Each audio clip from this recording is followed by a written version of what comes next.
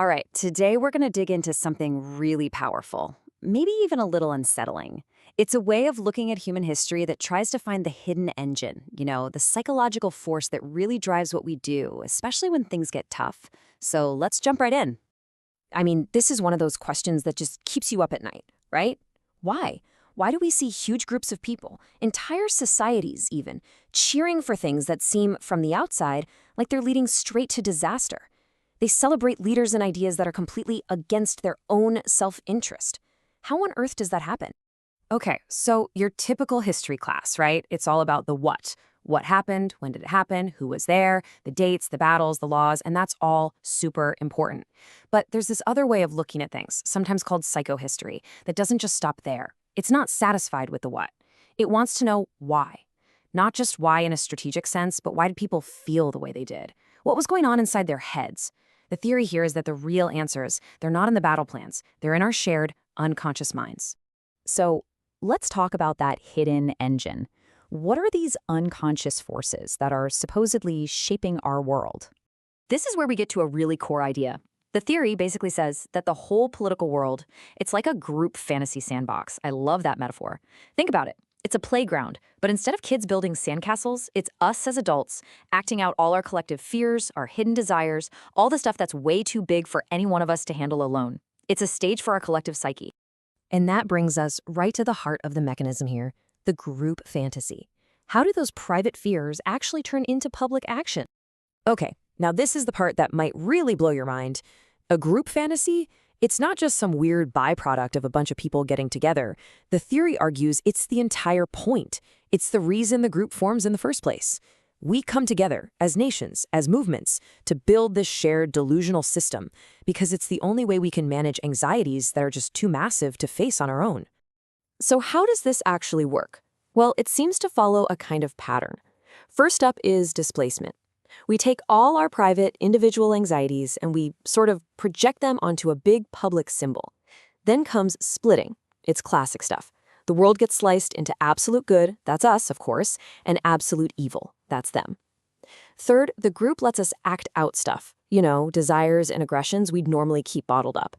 And last, and this is key, it uses a recent event as a hook. So a crisis doesn't cause the fantasy, it just gives all these anxieties that were already there a place to latch onto. Okay, so if we have this big group fantasy going, what about the leader? Well, it turns out we don't pick the leader who is most competent. We pick the one we need. You can think of it like this. We're all operating on two tracks at once.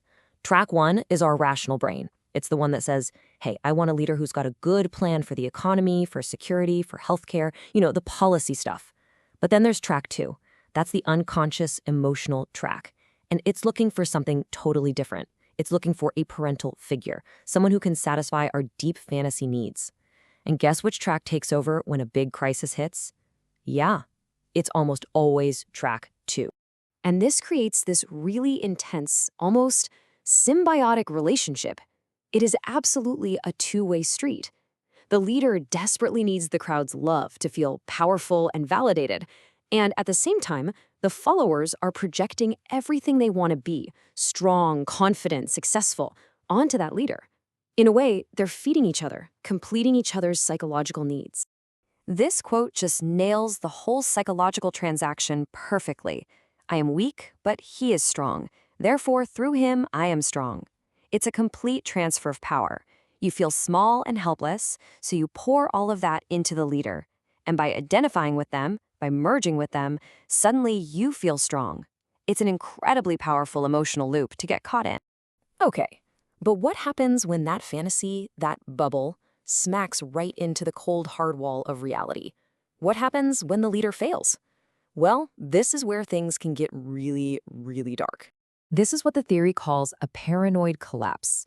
See, for the group, having the fantasy fail is so terrifying, it's like psychological death.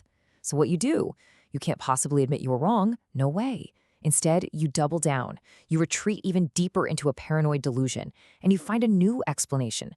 The fantasy didn't fail because it was a bad idea. No, it's failing because someone, an enemy, a traitor, is actively trying to destroy it, and that enemy must be found and eliminated. When this goes all the way, it actually has a clinical name, shared psychotic disorder.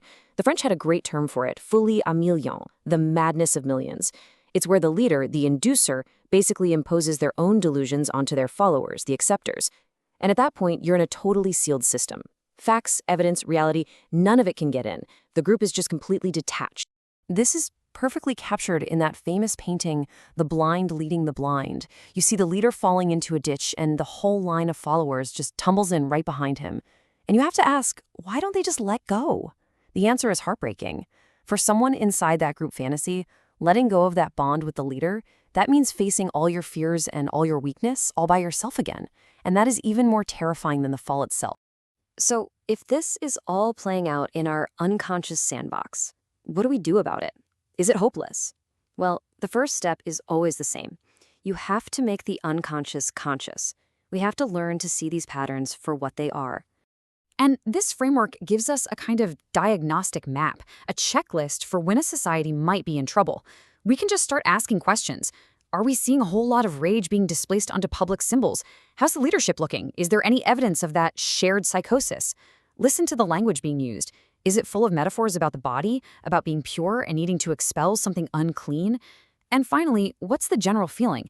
Is there this weird acceptance that disaster is just going to happen? If you're ticking these boxes, well, you know what kind of sandbox you're in. Which leaves us with this final, really challenging thought. Yeah, the sandbox of history is soaked in blood. We can't deny that. But it is still a sandbox. And that means we can choose to build something else.